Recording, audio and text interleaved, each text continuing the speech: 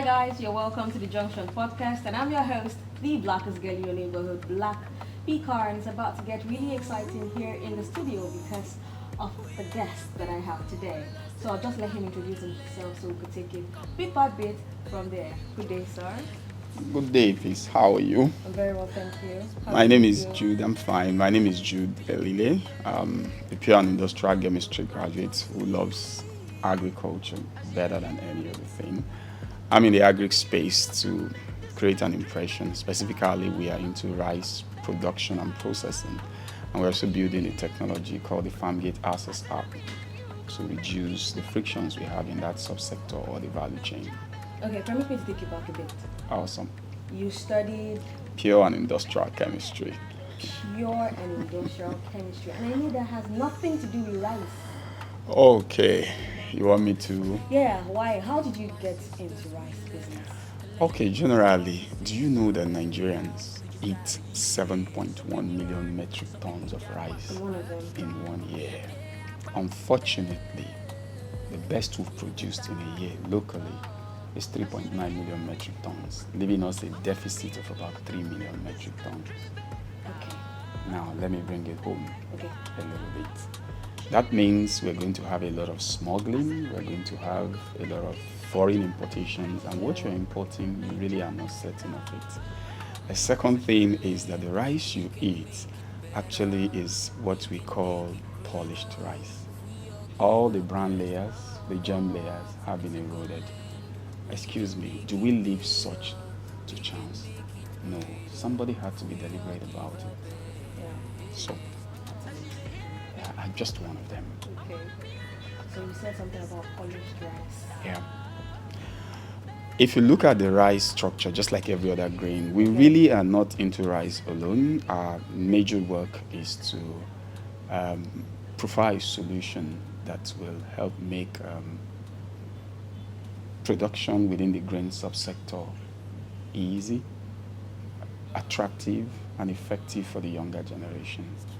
And the only way to get that is to get your hand into one of the grains within the sector. So rice happens to be that which we have the most comparative advantage in. Now, coming to the polished and unpolished you mentioned, every grain, let's use rice as an example, or wheat, has three layers. Okay. The inner one, called the amylose, that's the starch, Then there is a germ part that looks like the embryo, is called the germ layer. Then the third one is the bran. The bran is like a nylon part. Now, the germ and the bran layer contains proteins, vitamins, dietary fiber, even phytochemicals. I'm not even the one that is doing this research. Check Harvard page. I can give you that source that data. Now, most of the rice that are imported, not all of them, most of them are polished rice. So the germ layer and the bran layer has been eroded. And the very funny thing, they take that polished part called the bran and feed their pigs and their chick, which they eat. And they send to you the very fine part that looks so nice. Nothing there. Have you wondered why you boil yam and you can eat it without anything? But when you boil foreign rice, if you put it in your mouth, it has no taste. Yes, at all. Thank you. That's exactly it. So when we give you the rice we produce called the whole grain rice, it may not be fine at face look, but when you boil it, the aroma is there, the taste is also there. You can eat it literally without any other thing. Thank you for that explanation. You're welcome. So how has funding been before you started the business? How was it to fund? Like, Well, easy or I don't think anything worth doing is easy. You just need to get that clear. Okay. There are two things we had in mind. One, I and my team, we made up our mind to be responsible for what we want to do, how we want to get it done, and the results we want to achieve. In starting up a business, funding is just like 1/5 of what you need to get things done properly. You need markets, you need knowledge, you need a lot of other things, and then you need funding, so to speak. What we did was to first start with what we have, our own personal savings, then family and friends. Then we went on to building what is called prototype products. This thing you want to do, can we have a look at it? Can we have a sample of it? Okay, in order to get that done, you don't do that in the city of Lagos. So you have to look for what you call the clusters. Okay. Yeah, there are quite a number of rice clusters. We have a cluster in Numan Land in Adamawa. We have cluster in Benue. We have cluster in Anambra. We have cluster at Abakaliki, Okay. Ebonyi specifically. So we settled for the Oka North Anambra State cluster. So right in the cluster, you will meet those who have been in the rice business before you were born, those that have been in the rice business for some time, but interacting with them, letting them know why you are here. You are not here to compete with them, but to collaborate with them. Will give you a first landing. And secondly, you just have to be certain of one thing. You will spend your time and money. So we spend the little we have coming up with a prototype, producing in their own local machine, fine-tuning it in terms of destoning, in terms of bagging, in terms of branding, and all of that. So we started with our own personal funding.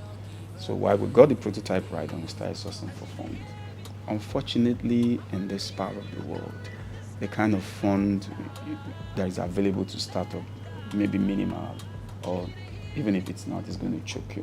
So we chose two different options. One is either it's grant funding or a single-digit loan. So, well, I don't know if I've answered the question. Yes, Should I you explain have, it? you have, you've answered the question. So what are some unique challenges you faced as a rice farmer? Did you just say unique challenges? Yes, like very unique ones. Well.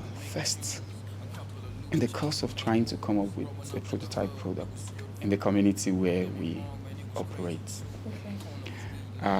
we decided to set ourselves apart. Okay, these are products, our unique selling point. The rice is long grain and is Nigerian, stone-free, have taste, nutritious, and all of that. In order to achieve this, it means that the rice in question must be pure, or what you call homogeneous. Meaning there aren't supposed to be mixed variety within the rice batch. Okay. All right. So one of our biggest challenges is that when we start explaining to mothers, fathers who've been in the place, so give us the grain of this rice. Our rice is called Max rice in the communities. The Cereal Research Institute says Faro 52. Well, we're not disputing that. They look alike. Okay, when you want to buy the paddies from this women or community or cooperative, they will swear heaven and earth that it's pure. This is not because it's premium. Because they want to sell. You pay, you take that, you process, only to find out there are 3 or 4 varieties of rice within the same batch. Now, that literally condemns that batch, because if I promote it as premium long grain rice, premium max rice, I've started lying even before the product gets to the market. And that's a big loss for us. So we have to sell it in the community there. Go back to them and tell them why. They say they don't know how. You can't take them to court. You want to be among them, and you need to start fighting them now. So that was a big problem for us. Secondly, was when we were done with the elementary things we needed to do in terms of prototyping or getting our brand right, and we now want to scale a little bit. So we needed funds. You talk to the banks, ask you how much turnover are you doing. If you're not doing up to 50 million, if you're not doing up to 100 million, you can't get this, you can't get that. You talk to family and friends, they tell you they want to own 90% share, 70% share in something you've been working on for 50 years.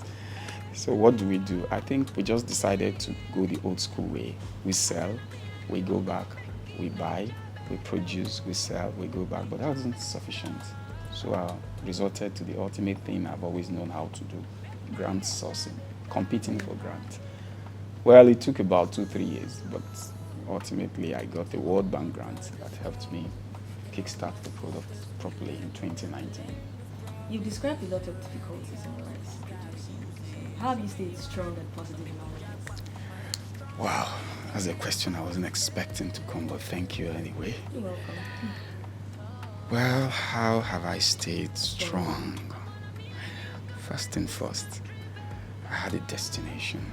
Yeah. You know, you said pure and industrial chemistry graduate cultivating rice. It wasn't just rice that took me there.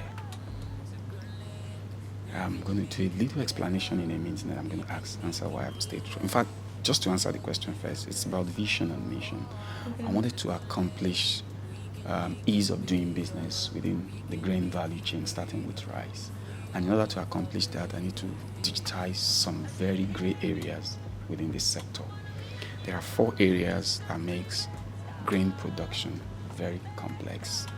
When you don't have mechanized machine, in other words, tractors, harvesters, irrigation system, and commodity delivery.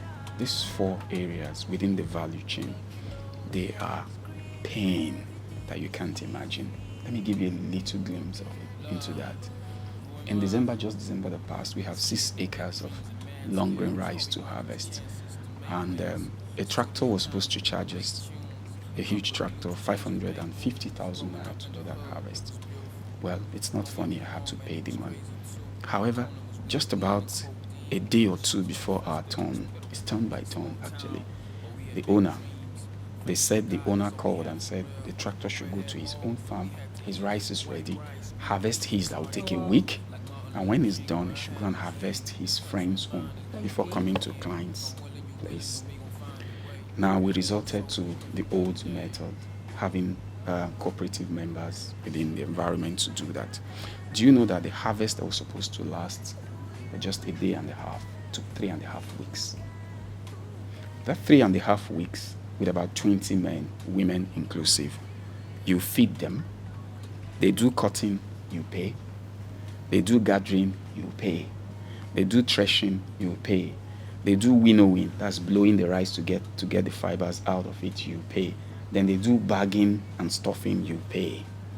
Okay, that's a lot of payment. Seriously, and that's Payment. within just one value chain area, cultivation and harvesting.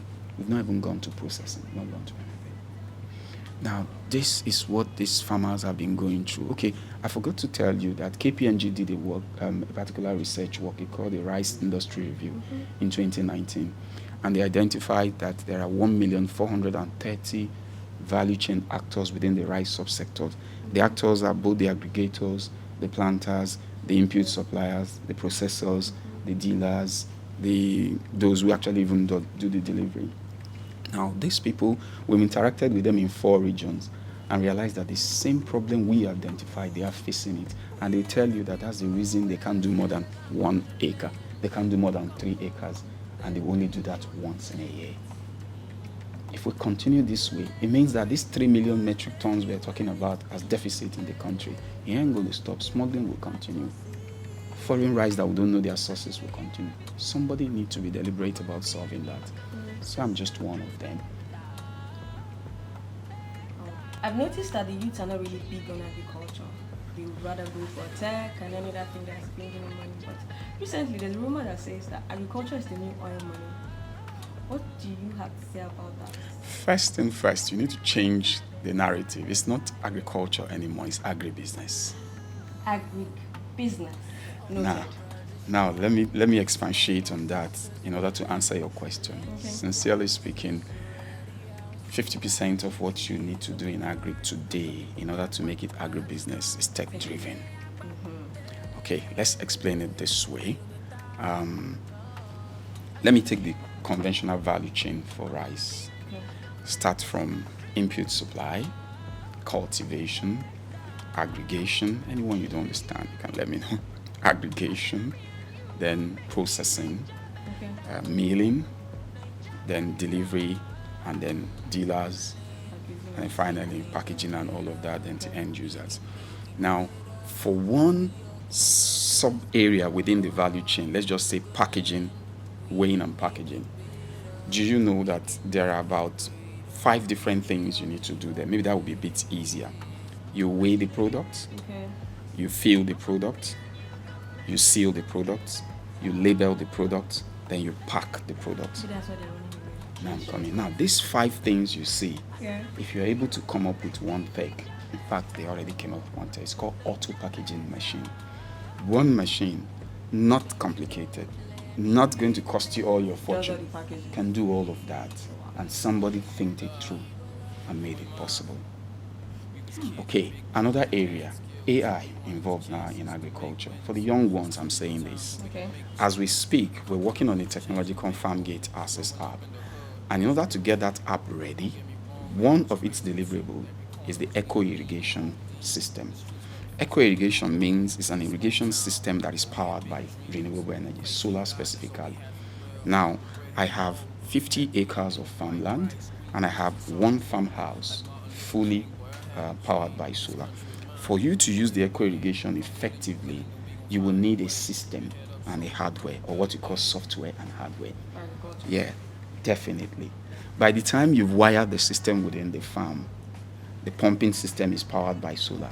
With your tab, you can control when the irrigation starts, when the irrigation stops. With your tab, you can know how much of energy you are harvesting from the sun, when you should do that or not.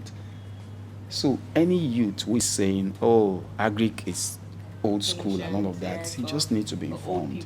Seriously speaking, as we speak, the real agribusiness is powered by tech and so innovation. So you call it agri-tech? Agribusiness, correct. So what's your advice to anybody that wants to go into rice?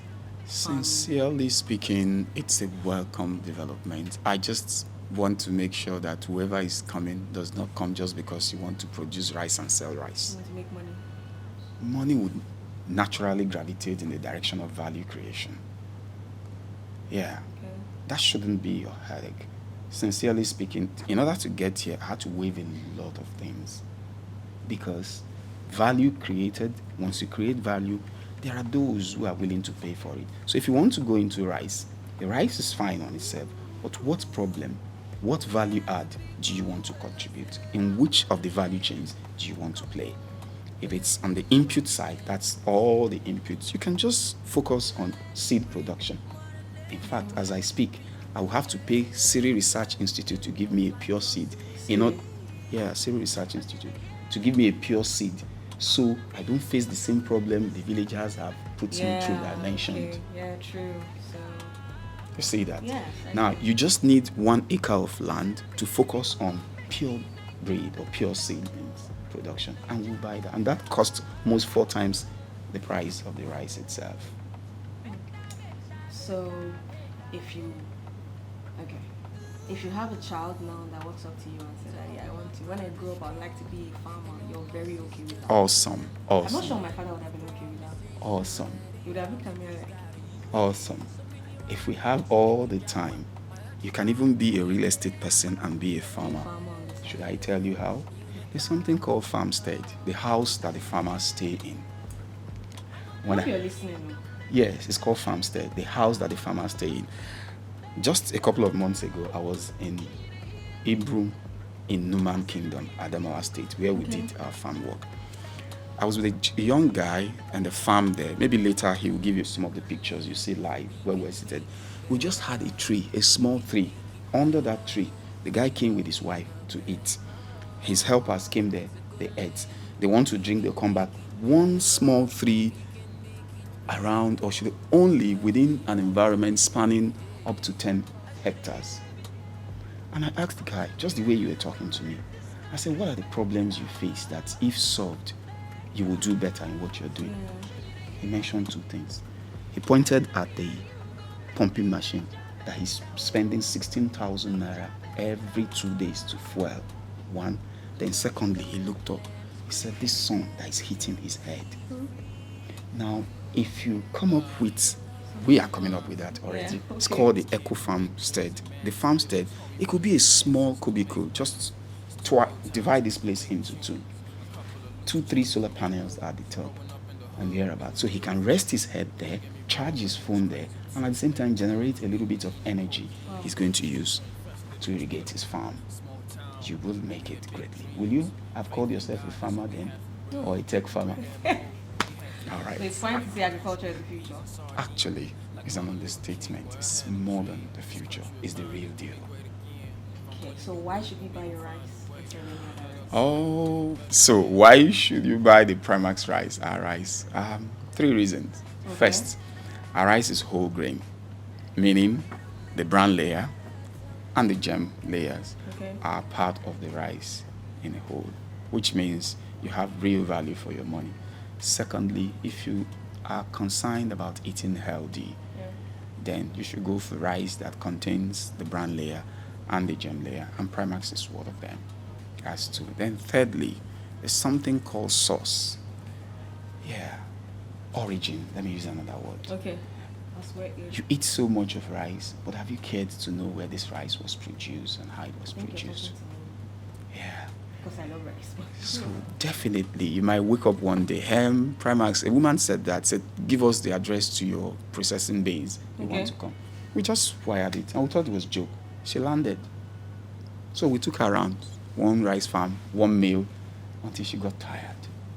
In fact, that woman is still an advocate for our product till tomorrow. That's nice. So that's three. Beside the other things like, it's stone-free, it's tasty, has lovely aroma, it's filling, all of that are conventional. Okay. I hope you're going to buy our rice now. We will buy your rice. Thank you. So how can we achieve the aesthetic of foreign rice? Well, there are a number of techs that makes that possible. Okay. Two machines specifically. Yes, techs. I keep mentioning tech here and there. Yes, actually. There's something called the Sortex machine, actually. It's a highly sensitive digital machine that is used to sort white, dark colored rice, and then the ones that are probably spoiled out of the whole batch out of it after you've done the destoning process. That's at the forefront. But at the beginning, one of the main things you need to do is to make sure that the grain you're using is a pure grain. If the grain is pure grain, the rice are most likely going to be uniform. And if they are uniform and the milling process is done properly. So there's pure and pure? Yes, definitely. When you say that rice is not pure, it means that the rice grain has been mixed up. Okay.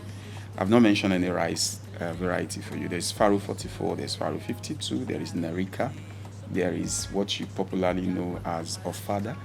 Okay, it's a variety. There's Ofada, there is Nerika, there is Faro 44, there's Faro 46, there's Faro 52. Now, Nigerians basically have about 62 varieties of rice.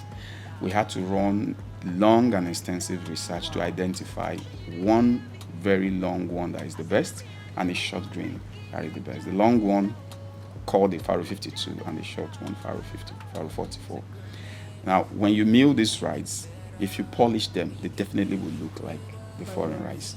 But if you want to preserve those nutrients we mentioned and still achieve the aesthetics like you mentioned, then you have to start in the place of two machines. The milling machine, we've been able to solve one. The milling machine itself had to be adjusted accordingly so that the milling process is uniform. Okay. We've achieved that. In most cases, the breakage in our rice are less than maybe 5 or 6%. Then secondly, the Sortex machine. I would not lie to you. The Sortex machine is the most expensive in the line. It's the most expensive. And as we speak, we are yet to get the Sortex machine. We'll get there, definitely. That's really nice. So, if you're coming in as a young person, you may just be a specialist in handling that machine. That's one. There are many places to diverse. The same thing we're talking about rice, the same thing applies with wheat, the same thing applies with oats. All these are grains. We just started with rice because that's the one we eat the most. Okay, so what is the difference between other rice and Primax rice? Yes, yes, you got the word. What makes yours very Okay. Interestingly, it's just one characteristic difference. Primax rice actually gets to maturity in 6 months or 5.5 months. I'll explain how that affects what you eat. I was going to ask what other rice don't conventional majority of the rice that you have in the market, 4 months. We have Primax Super Rice 4 months, 4.5 months. Now the Primax Signature Rice, the same one we won the award in.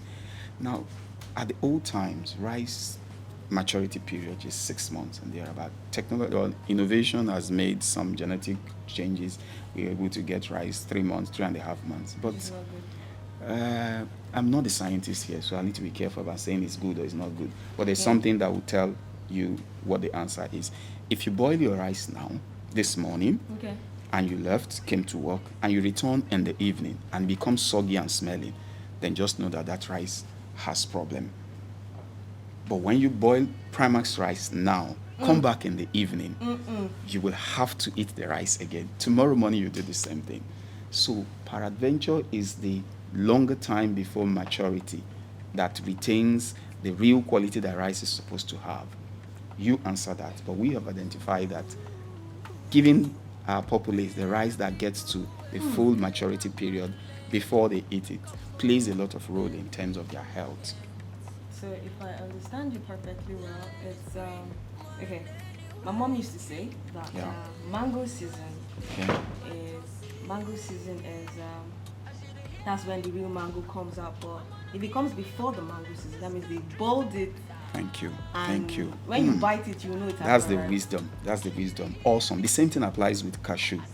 There's something called kernel output ratio. If you Okay. harvest the cashew in January, December, it may look very fat, but the kernel ratio is less and the quality is less. If it doesn't get to that maturity period, March, before the harvest, if you check the kernel output ratio, it won't be up to 48.9, which is the minimum, maybe 42, 43, and the shelf life will be reduced.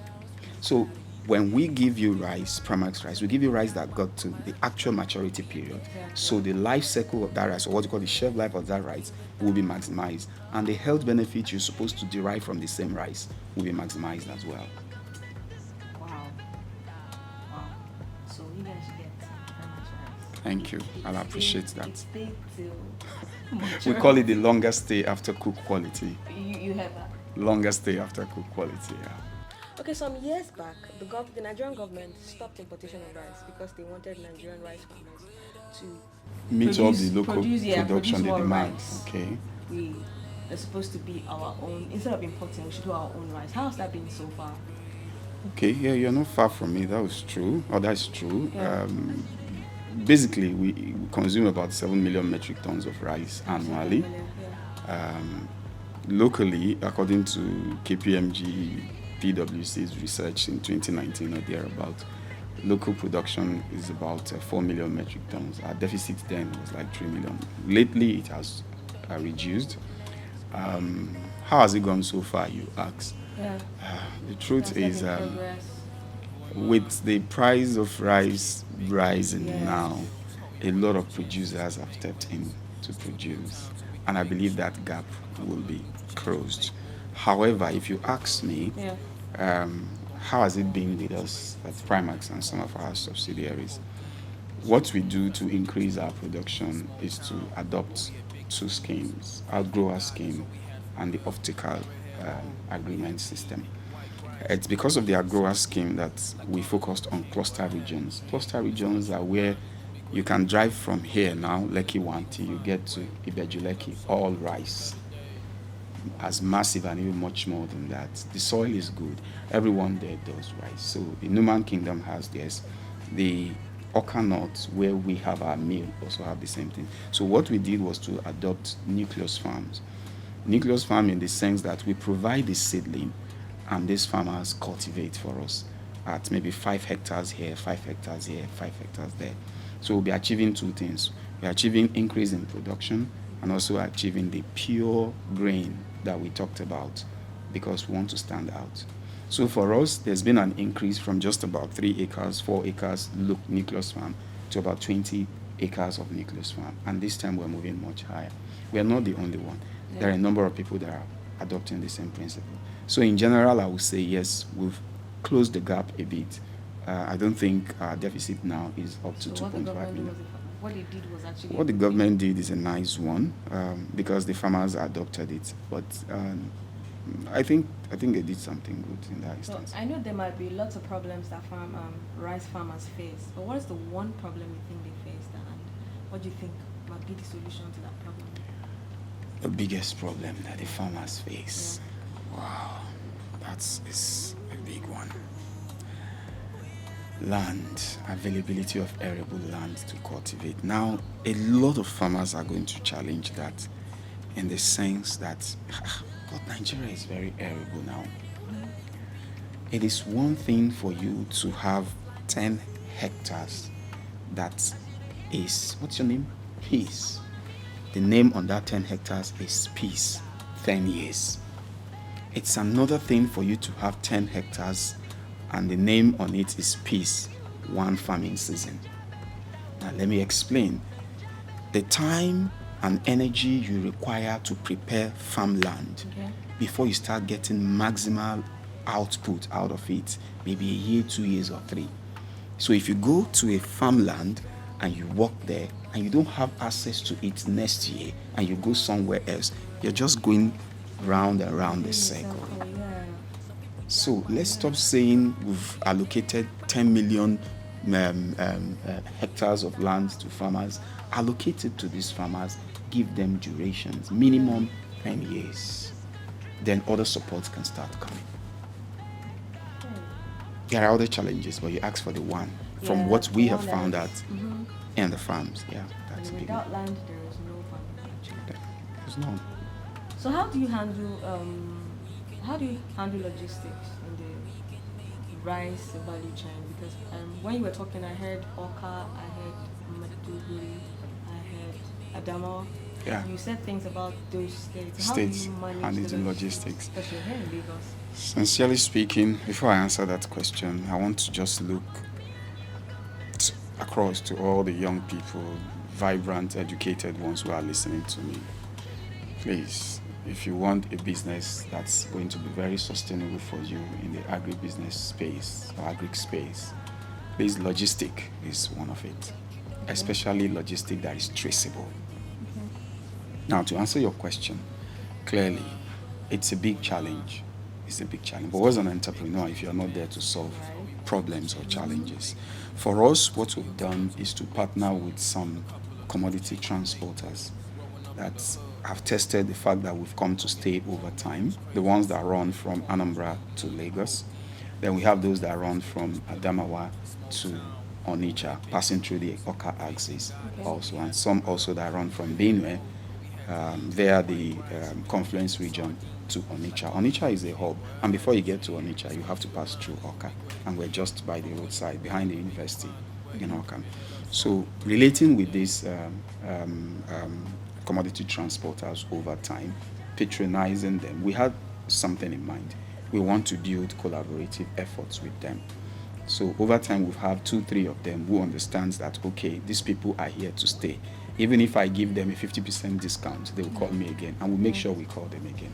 So in a nutshell, we build synergy with some of these commodity transporters. They go straight to our mill in Oka, move the processed rice and bring it to our packaging outlet here in Lekki Scheme 2. Then there are those who go to our farm and pull the jumbo size paddies, 180 kilograms, either in their truck or tractors, then bring them to our mill for milling. Now, I'm just saying it sounds easy. It's really not as simple as it is. There are times when they've had to disappoint us. We have to look for plan B of what to do and all of that. But at the end of the disappointment, we still make up with them because we need them. That's one. So logistics is actually a very big challenge. Let me give you a good example. Even Lagos, where you are, if you go to Ido, where rice is being toppled, I use the word toppled, that's where you do exchange of rice, foreign rice, rebagged and all of that, all those things happening. It's like you buy a bag of rice and you want to move it from Ido to, let's say, Aja. You most likely will pay 4,000 naira, 5,000 naira. However, go and ask Emeka on the street who sells rice.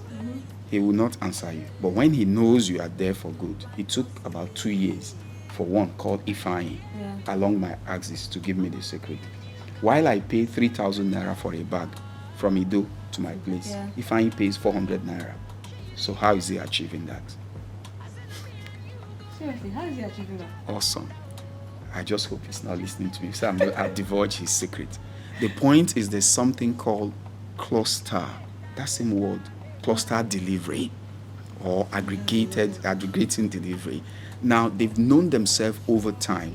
The logistic man or the driver man knows that on Friday night is when he's going to move produce going to Lekki Aja.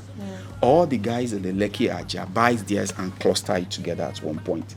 So Mr. Adewale or Ifeanyi, who is going to pick them up, goes there maybe by 10 midnight, pick up everything, and he start coming to drop 1, 2, 3, and all. Now, we got to know this because our FarmGate Access app has one aspect called traceable commodity delivery. So in order to get content and how it's going to operate, we had to marry these guys, relate with them, buy from them. It took 2 years before they gave us this insight, and we factored it into the tech. So we're hoping to solve that problem for them at the value chain.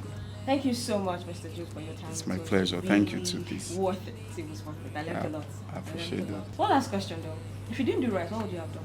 What would you have produced if you didn't produce rice? Pure groundnut oil. I'm going to take that. I'm wrong. I actually did that, but I didn't get the initial seed funding. And I didn't have the leverage that is required. So I had the leverage appeared in rice, so I had to go to rice. You didn't ask me the question, or maybe during your question I didn't answer the fact that there are a few indices you have to consider. First is your passion and experience. Second has to do with the market, and third, leverage advantages. So in the course of putting these indices together, You went for the rice instead of toppled the groundnut vegetable oil. oil, groundnut oil. Thank you so much for your time, Thanks a Mr. lot. Jude. It was really insightful, and I learned a lot. I'm It's glad one you of the did. reasons why you should subscribe to our YouTube channel and follow us on all our social media platforms. The handles will be displayed on the screen. And we'll see you next time. Take care. Like Martin Luther King, boy, I had a dream. This country of mine is gonna be great again. If I'm willing, you're willing.